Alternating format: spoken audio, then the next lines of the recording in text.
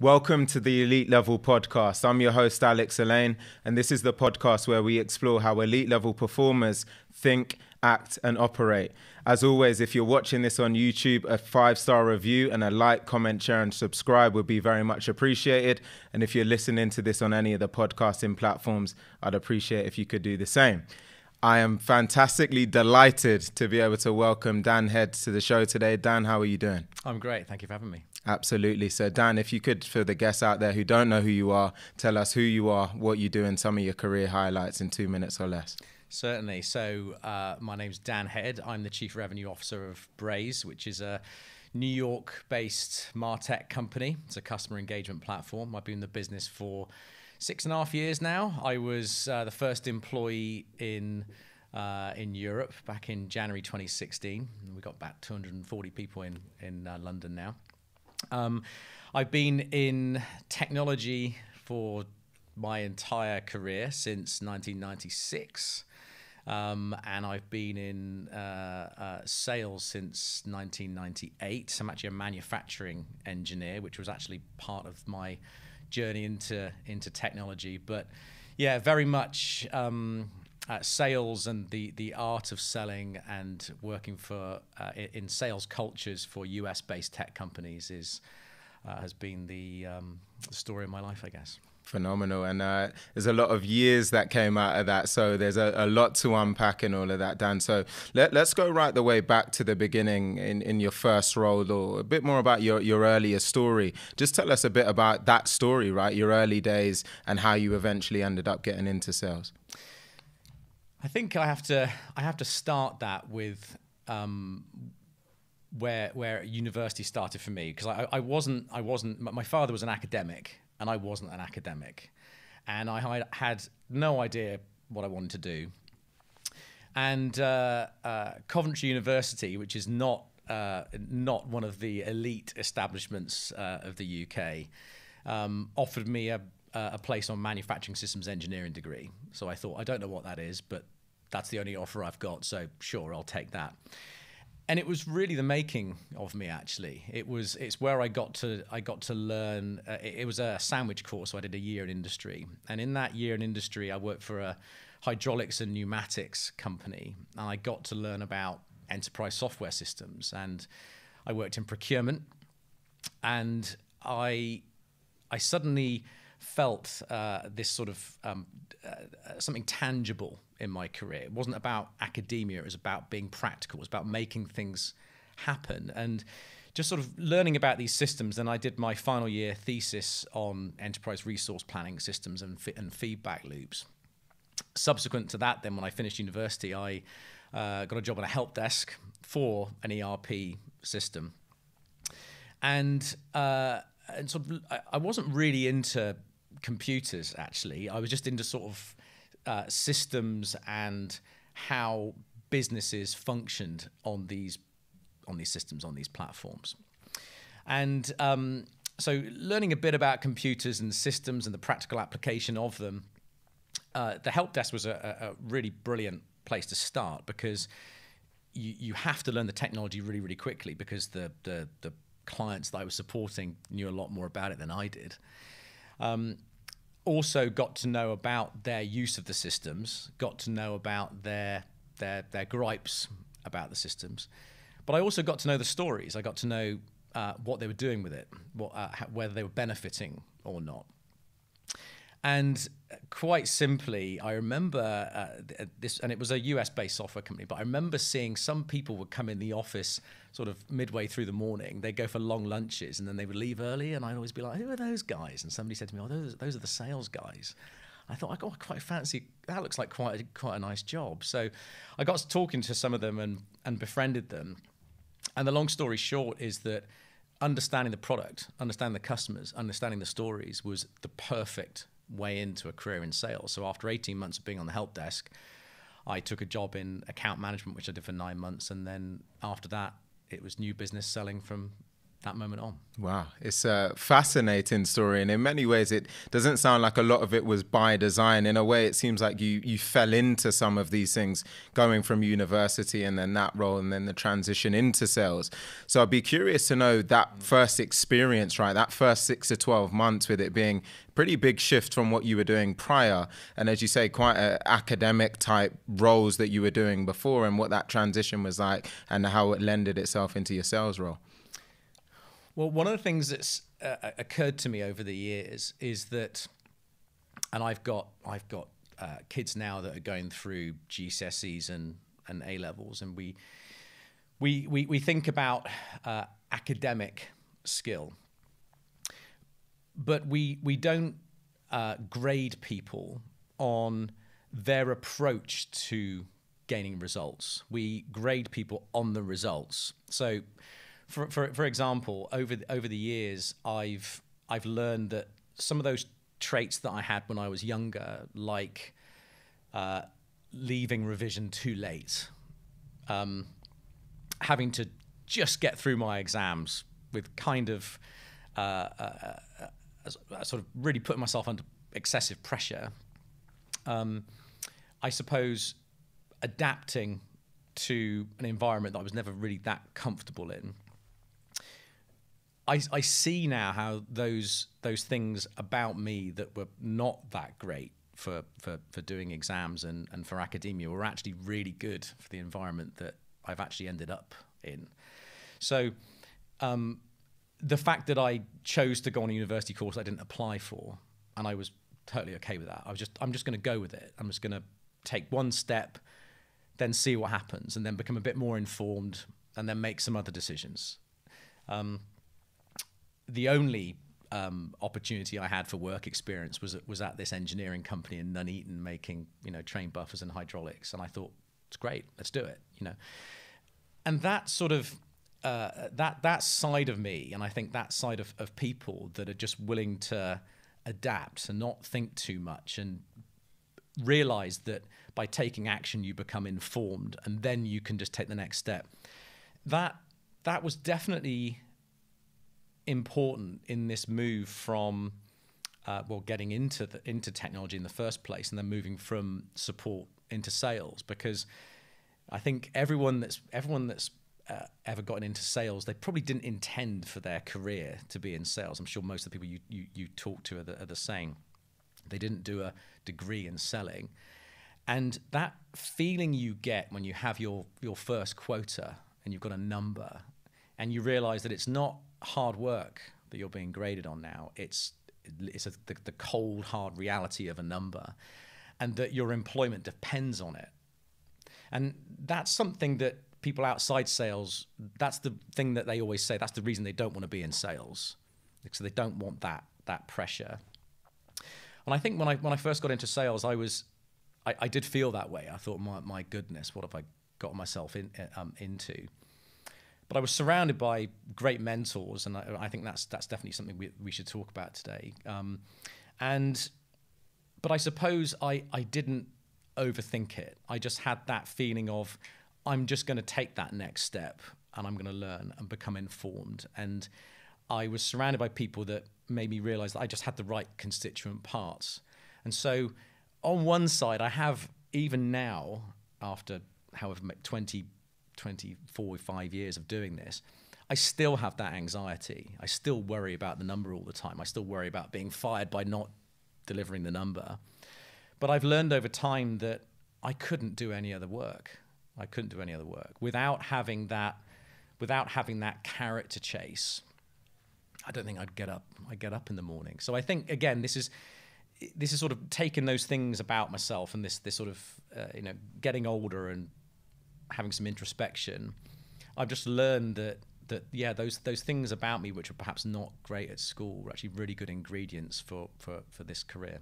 This is really powerful in many ways, Dan. The reason I love doing these in person is you can really feel a lot of the words that are coming from you here. One of the things I want to get under the cover with is really your drive, right? Because you seem very, I can tell in the words that you're saying, there was a level of intent. There was something that you were trying to funnel or feed in yourself as you were taking these decisions.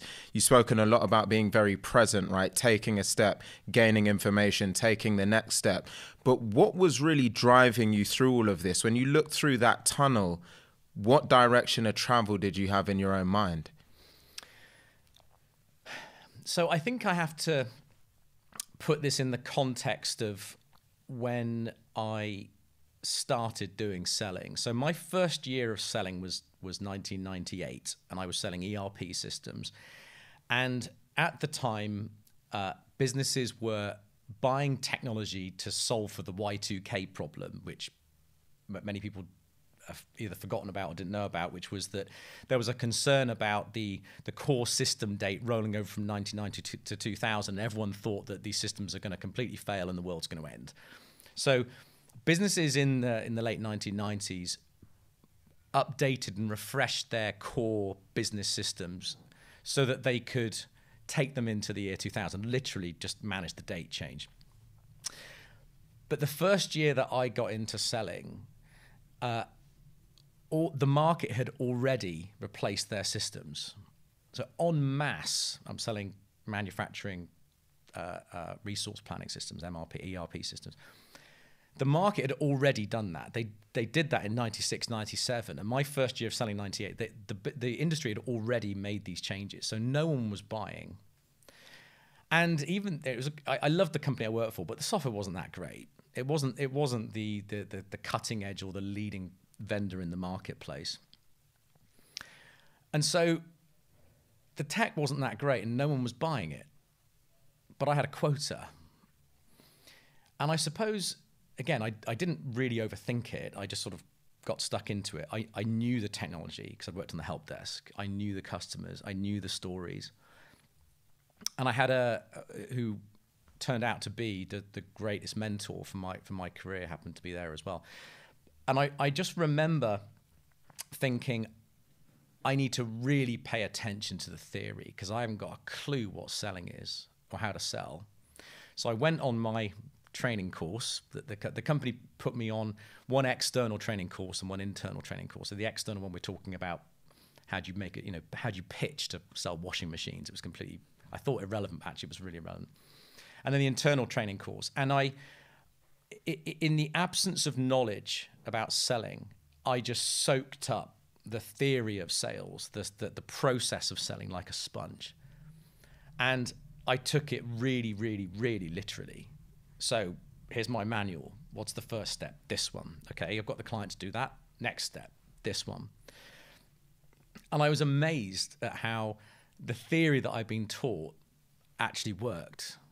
I couldn't believe it, actually. I remember there was one part of the sales training that said during the pitch meeting, when the client says, so we're going to go away now, digest, think about it, we'll get back to you, I would do a surprise close.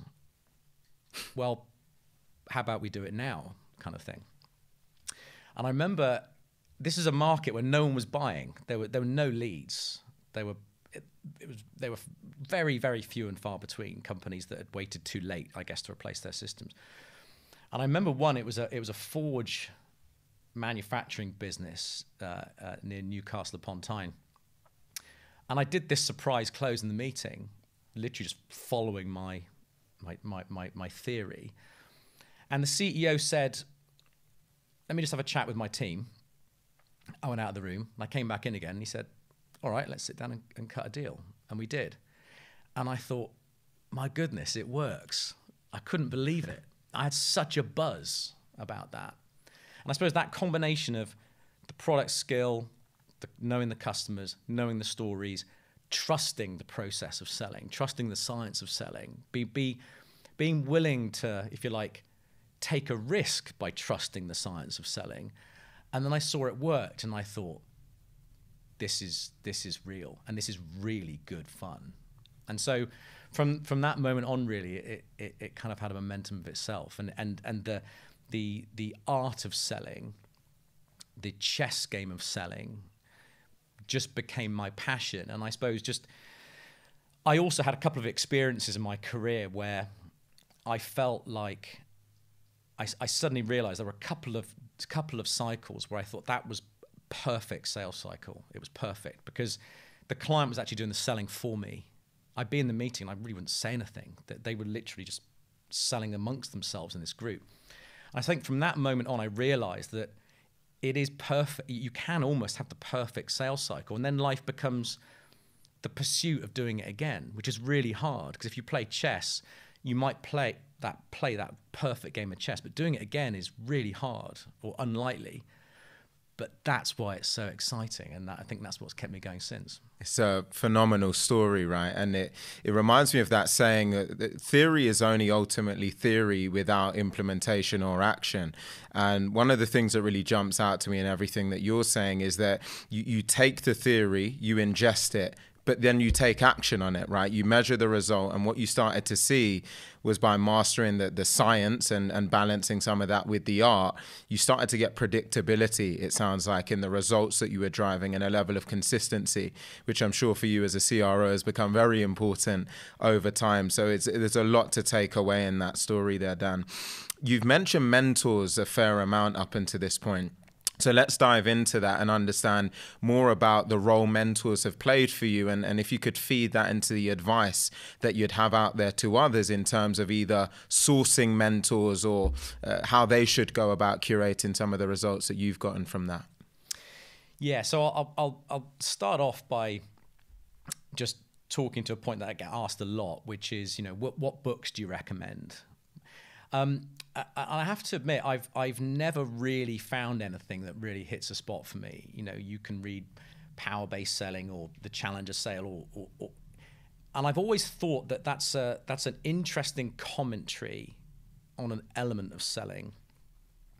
But I don't think I'm going to find a book that teaches me how to paint like a great artist.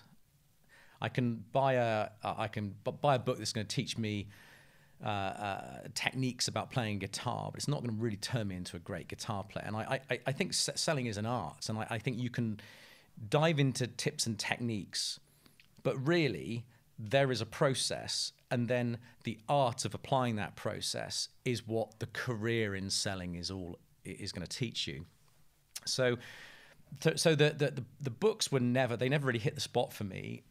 It was, for me, it's all about great mentors. So and I'll just segue a bit. So yesterday, and I'm doing a bit of work with Laura Kenny, the Olympic cyclist, and she's the greatest female Olympian, British female Olympian in history. And I'm doing a lot of work with her on what does it mean to be coachable?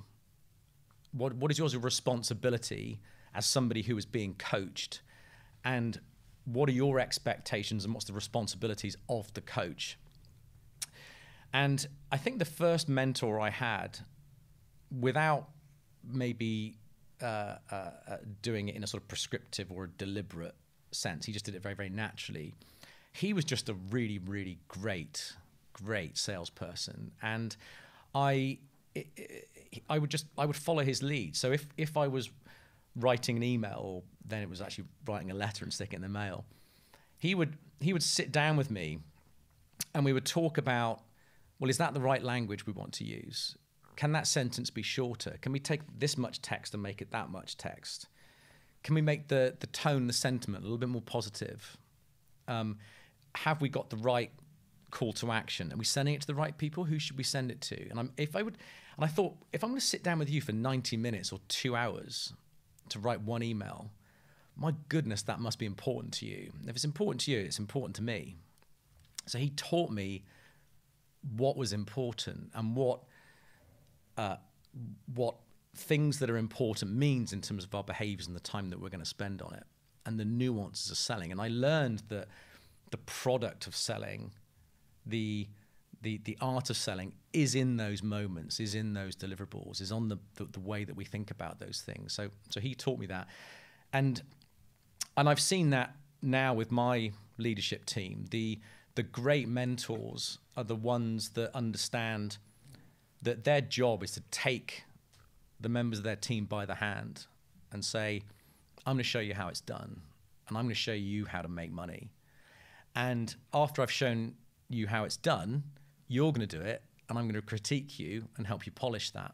And it's a process of it's reciprocity between the individual being coached and the coach, and it really is a two-way relationship with responsibility on both sides. And great managers really understand that. And back to the Laura Kenny thing, she will talk about that in exactly the same way. She said to me yesterday that, if it wasn't for the riders, the coaches wouldn't have a job, and I wouldn't be able to improve if it wasn't for the coach. So there's that sort of respect for our for each's position in that relationship. Absolutely. And, in that, you've mentioned a bit about what the mentor particularly needs to bring to that. But I'm sure people will be wondering, as the student, so to speak, or as that other person, how do we define what being coachable actually looks like? And is it something that can, one, be measured, and then secondly, actually be improved upon? I think a lot of the basics really do need to be talked about. And I find myself in my team, I did it this morning in the office, really talking about those basics. So let me give you an example. I think the number one enemy, the greatest competitive threat that we have as salespeople is the lack of time. Salespeople do not understand that they don't have enough time. And the reason why time is a competitive threat is because there's 8 hours a day, there's so many hours in the week, so many hours in the month, and your quota runs over a year. So literally your quota is tied to time and a finite amount of it. So you better get moving, and you better spend your time wisely. But managers typically don't sit down with people in their team and say, let's look at how you're spending your time. Let's look at how you're spending your day. Let's look at how you're managing your boundaries. Let's look at what you're saying no to. Are you looking after yourself? Are you looking after your family? Are you looking after your well-being? Are you getting time away from the laptop? Are you spending enough time training and developing? Are you spending enough time prospecting? Top, middle, bottom of the funnel, all that kind of stuff. And it's funny how if you have that conversation with people, they'll often say, oh, yeah, I'm managing my time well. But then if you actually open up their calendar, or if you open up their email or their Slacks or whatever they use, it's amazing how much time people waste. So just using that as an example, a great mentor will say, well, let me see. You're following all these Slack channels, you're reading all these articles. Do you really need to do that? Let's look at how much time you can get back. It's a little bit like, you see in movies when the newbie goes on the hike with the army, and the first thing that happens is the captain will take all the stuff out of the bag they don't need. It's kind of like that. You got to be lean. You got to be deliberate. Every moment of your time has got to add value either to towards achieving your goal, or to your well-being, or the people around you.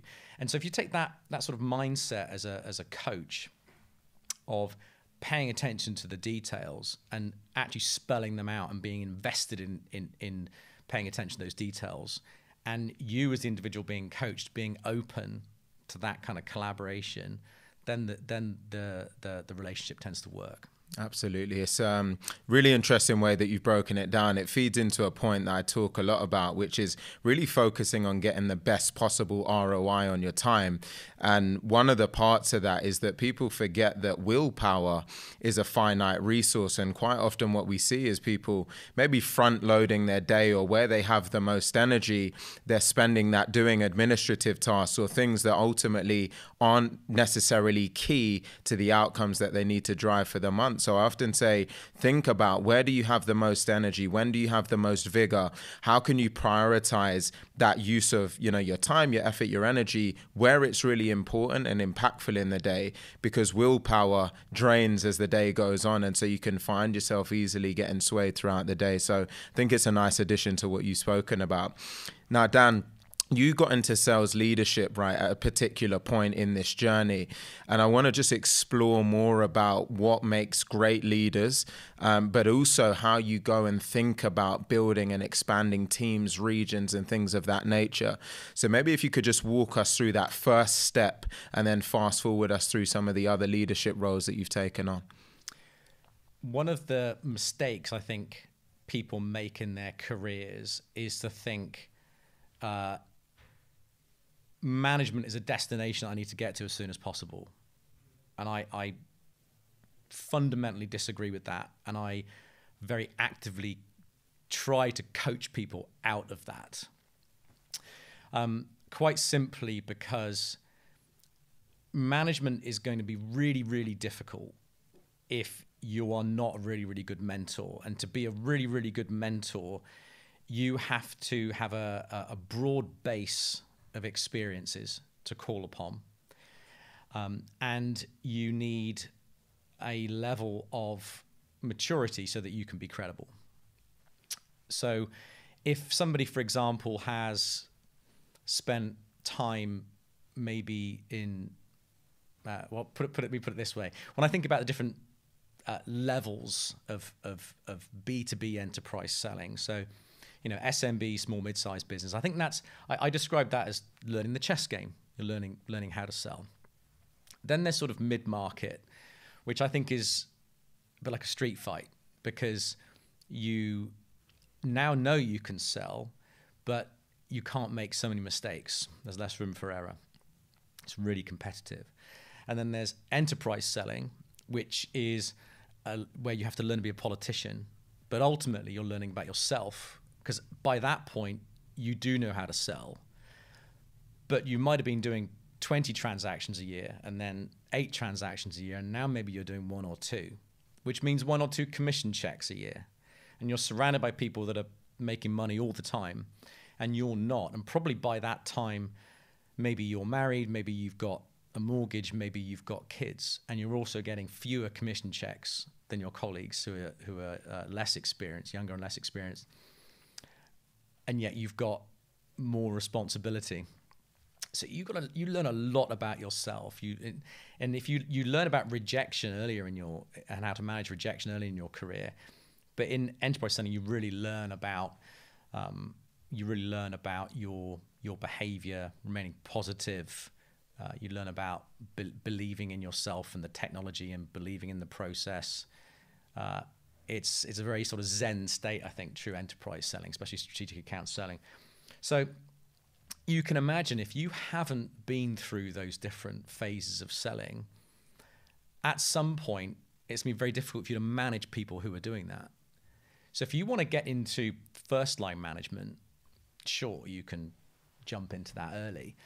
But if you want to get into senior management, you really need to have a wealth of experiences to call upon. So people might think, I'm not getting into management sooner as I'd like, but their careers will massively speed up if they just spend some time to get those skills. So the different levels of selling, SMB through to enterprise, selling different products, because you can't just rely on product skill or industry skill. You need to teach yourself that you can take your sales skills and apply them independent of the product and industry that you're working in.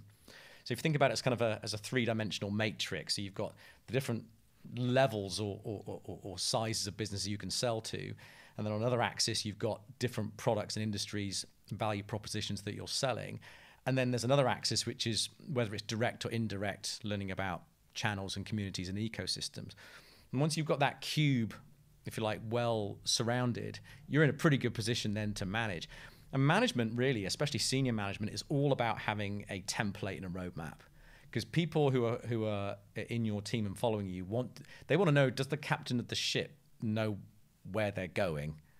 And if you don't have that roadmap of experience, you don't really know where you're going, and that's going to make it very challenging for you as a leader. So really long answer to your question, Alex, but I think what I'm trying to say is that the management is the easy part, and you can learn about leadership. And leadership is a set of skills that anyone can learn that, but you can really only apply it once you've got those right foundations. Yeah, it's a fascinating one, right? Because I suspect there'll be listeners out there that are sitting in that seat itching, feeling like they're ready for that next step, or feeling like they've earned or deserved that next step, which I'm sure is a common thing. But ultimately, it's that question of, some people might say you only get that real experience once you take the step up, once you're in that role. So I'm curious what you'd say to those people out there that say, Dan, well, look, I need to be given that opportunity to then demonstrate that I'm ready and understand and learn and exemplify. So one, how do they get best prepared? And then two, what would your response be to someone that says that? Yeah, I agree with that. I think too many companies try and hire square pegs for square holes, and that doesn't serve the individual, because if you've already been doing that job, why would you go to another company and do the same job?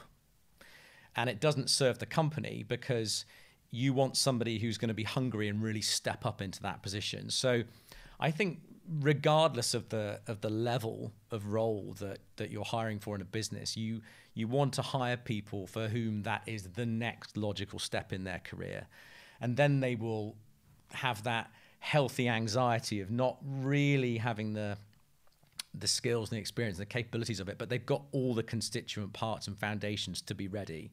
So if you like, you're giving them the benefit of the doubt, you're leaning in and giving them the opportunity, and then the individual will reciprocate and give it all they've got. And that giving it all they've got is what will give them that momentum through their career. So yeah, I agree with that, and I think it becomes difficult because it becomes complicated in that businesses often don't like to promote people. Businesses too often keep people kind of in their roles maybe too long, and individuals find the only way they can climb the corporate ladder is to leave. And I think really the answer to that is probably somewhere in the middle. I think businesses have got a responsibility for nurturing people that is not just best for the business, but giving decent career advice about what is best for that individual. You know, you do need to put the time in the different places. But at the same time, sometimes moving somewhere else is what you need to get that multi-dimensional foundation anyway, which is what is ultimately going to feed your career. And so it's kind of on that business to provide the good advice, and it's on the individual to also decide what's right. Yeah, I suspect this is where the mentorship probably comes in as well, right? You've spoken about how massive a role that's played in your career, and I suspect having both an internal sponsor or mentor and also someone external to be able to soundboard some of these ideas around with would be super valuable, right? So something else I want to explore with you, Dan, is really what makes A players, right?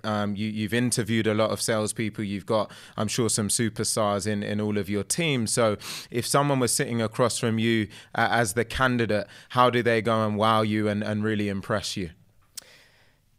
Yeah, over the years, there are three things that I've sort of distilled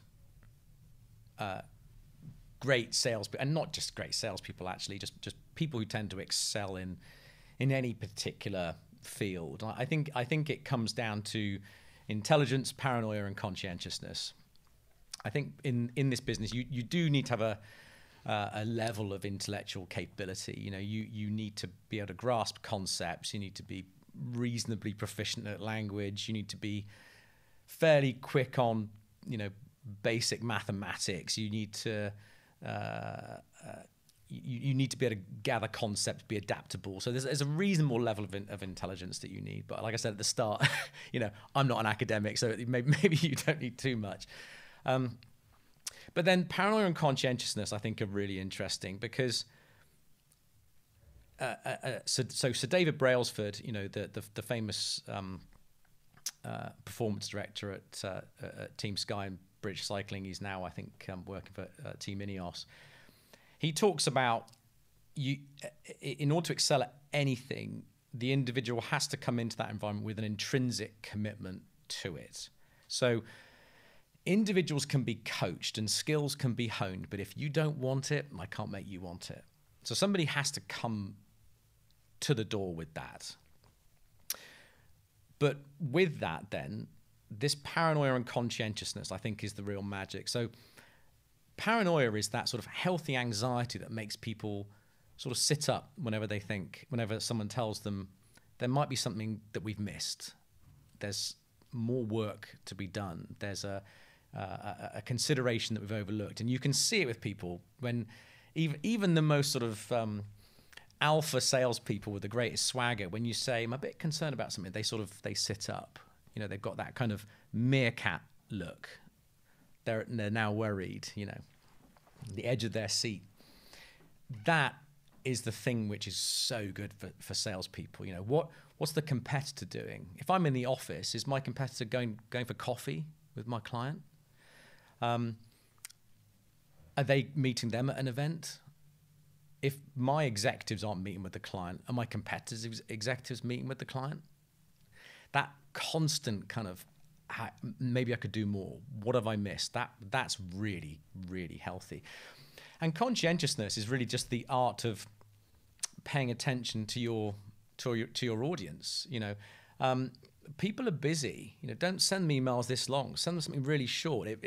One of the things I gripe about with my team is people that biz dev into me and say, "Dear Dan, I know you're really, really busy, so I'll just keep this short." And I think, well, you didn't. You made me read that. You know, or "Dear Dan, I hope you're well." I think, do you? Do you hope I'm well? You know, maybe I'm a bit of a psycho, but I just think that's not paying attention to your audience. So are you providing information in a valuable way, in a concise way, in a digestible way, in a way that's articulated that I can consume it and get it quickly? Right now, you've done me a favor. You've added value to my thinking. You've maybe illuminated a challenge, and you've made me respect you for going about it in a humble, helpful way. And it's a bit like when you invite a client to the meeting room. Does everything about that room speak to who you are and how much you care? You know, the seat's dirty, is the table dirty? Have you laid it out nicely? You know, instead of having a 40-slide deck, maybe it's 8 slides. I'm always amazed at people who present slides and then say, "Oh, don't worry about that one, go to the next one." You know, if you don't care about the slides, the client's definitely not going to care about the slides. So you need to know and care for and curate everything in order to be compelling. That's something my wife says. You know, it's not if you're going to do a job, do it well. It's if you're going to do a job, do it beautifully. And I think that's what it is. And if everything about the experience that the client has of dealing with you is polished and concise and clean and clear and no fuss, then that's going to be representative of the service that you're going to provide. It's again some real super gems in this Dan. I'm just soaking it all up. In those 3 things, you know, we look at intelligence, and you know, you can immediately start to think about how that can be measured and how you can start to identify those types of things. But we then talk about conscientiousness and that healthy, you know, almost anxiety, or however you know choose to frame it. Those things they don't jump off the page as being easy to be able to measure or understand within that finite amount of time, and where maybe you're interviewing someone or spending a bit of time. Also, how do you develop those things, right? So those are the things that are going through my head. Curious to know how much of that is intrinsic in someone versus capabilities that can be developed, measured, and managed. Well, you know, you can tell a lot from an individual, actually, from any interaction with them. So if you look at someone's LinkedIn page, or if you look at their resume, again, I really, really drill into that like a hawk. You know, I want to see that the dates line up. You know, maybe so often the dates don't line up. You know, so are you still working there? It says that date to present. Oh no, I left 18 months ago. All right, so you're not working there. So that's not right. No, I haven't updated my LinkedIn page. Or there's a gap in the career here in the timeline 5 years ago. What happened there? Oh, well, that's not really right. And I think, well, if you don't care about your resume, if you don't care about your personal brand on your LinkedIn page, what else don't you care about? And I think these little things to me aren't being pedantic. They are leading indicators. So another example will be, you know, salespeople famously don't like updating their CRM system, you know, their opportunities and their dates and their notes, and the manager's always saying, you know, get your data right and fill it in, and the salesperson's like, oh, here we go again. Now, it's partly, and I know that because I used to feel that way as well, but it's partly about enabling the business to be informed, and we have a responsibility for enabling the business to be informed. But the thing is these are leading indicators. If a salesperson's on top of their opportunities and their data, and they are representing that to the business accurately, then they're probably on top of other things as well. But where I see dates wrong, dollars wrong, notes wrong, I drill into how that person's working, and other things are being neglected as well. They're just leading indicators. So I think when I interview people, I can garner a lot from how they enter an interview, what they bring into that interview with them, LinkedIn or resumes. And then if someone's going to give me an example or a deal, like did you hear the question that I asked? Are you responding? Are you talking too much? Are you being concise? You know, you're doing it in a compelling way. I think there are signals everywhere. You just got to tune your radar for it. Yeah, it's interesting. You had me thinking as you were talking about it, and I better make sure all of my stuff is all up to date, which I'm sure it is. So now I want to fast forward with you here, Dan. I remember you joining Braze when it was Boy, and you mentioned being the first person on the ground in EMEA. So what I want to understand through all of that is, how did you have the foresight to make that type of decision when you did? And I think it's fair to say, you know, it was a great decision, or it's paid off very well when you look at the performance of the company since then. So how did you have that foresight, and what's your advice for those people out there trying to navigate their own career decisions? It's quite a broad question, but take it however you feel you need to. Yeah, honestly, I think it's a combination of good fortune and trusting people around you, as I did around me. So, I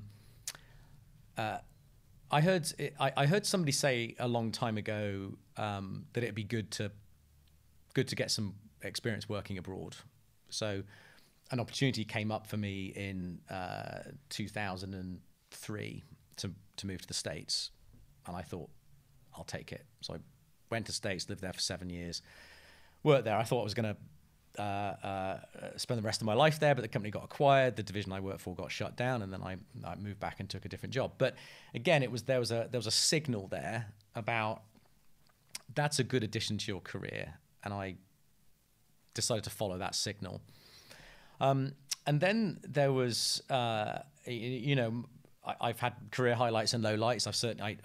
I joined a company a while back that was really no good for me, and that didn't work out. I was only there for 9 months. I think everyone gets to make a mistake, and that also informs your career. So I think that's okay. But I did get a job where I at Salesforce in 2012 that taught me a lot, that connected me a lot, that took me into a new industry. And I just met some great people there, and some very, very smart people, some people smarter than me. And I trust those people. And when it came to starting to look around at what's next, I was paying attention as to what other people were saying to me. Again, like when I was told it's good to work abroad.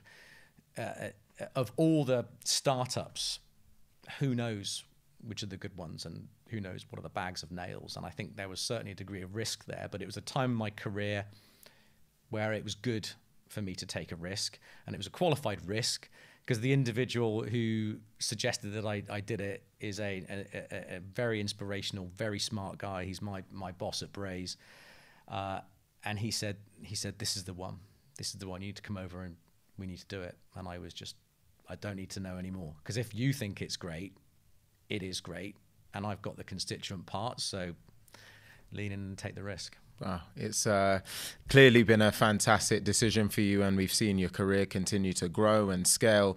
At this stage of your career, Dan, if we almost peel back the layers slightly and we got to be in your mind, what is still really driving you at this stage? What is it that's getting you excited and humbled and hungry to get up and keep pushing? Because some people might argue, just looking blanket slate, it looks like you've climbed to the top of the mountain in a way, right? Just on paper. So just let us in, what is it that keeps you going at this point?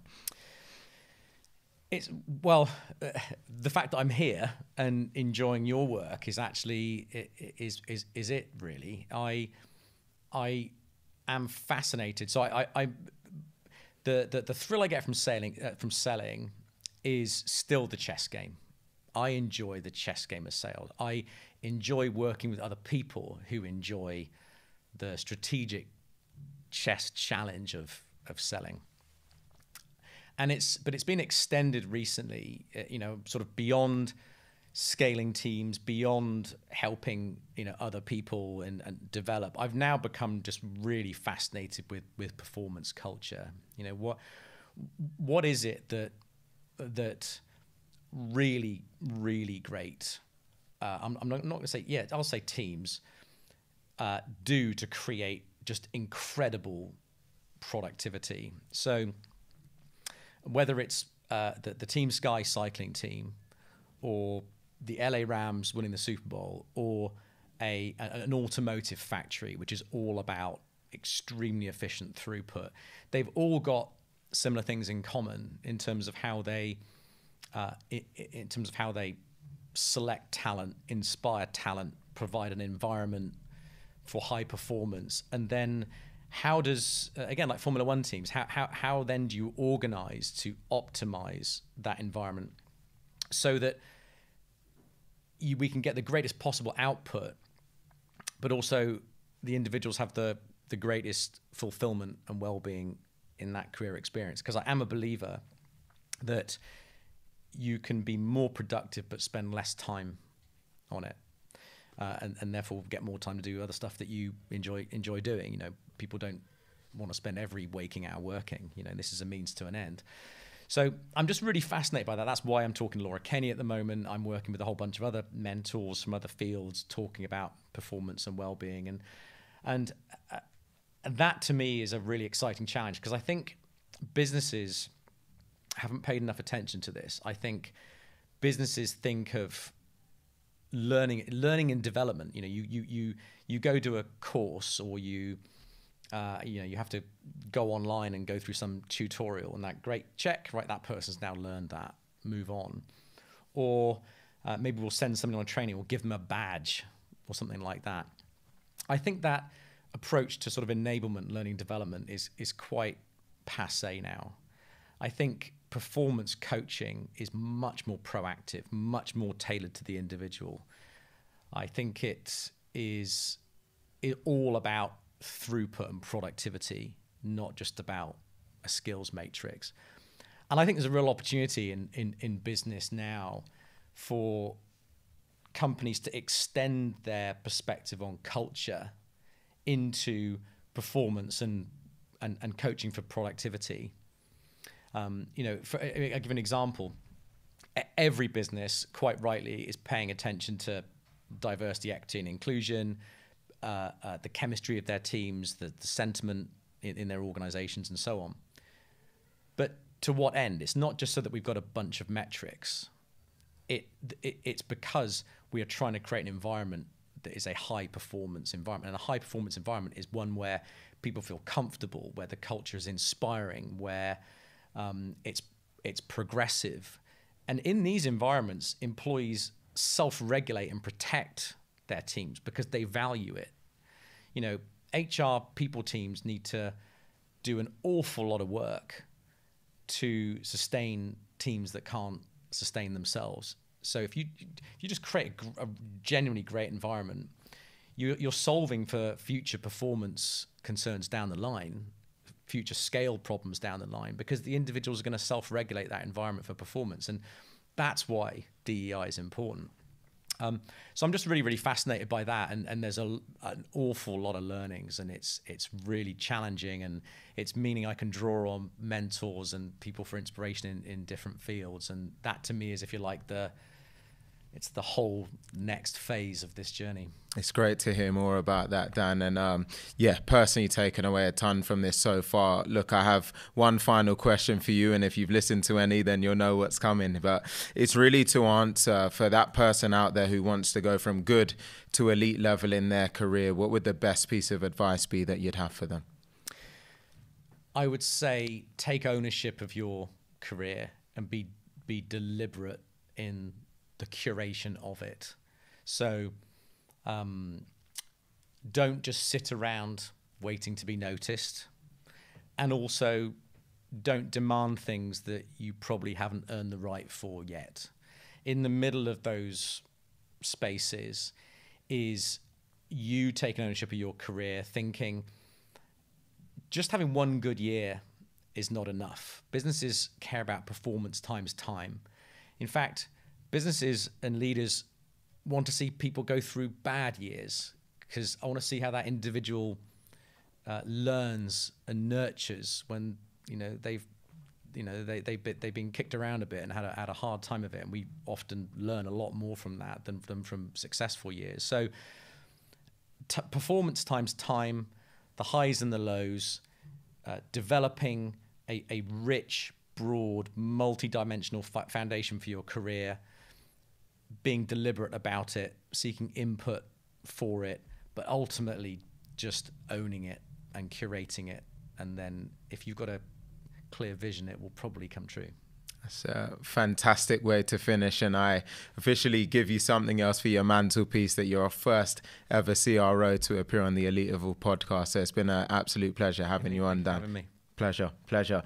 So I hope that you all enjoyed that episode. I personally certainly did. So if you did, please be sure to like that, press that like button, comment, share, and subscribe if you're watching this on YouTube. And if you're listening on any of the podcasting platforms, a 5-star review would be greatly appreciated. Please be sure to stay tuned for the next one. We'll see you soon.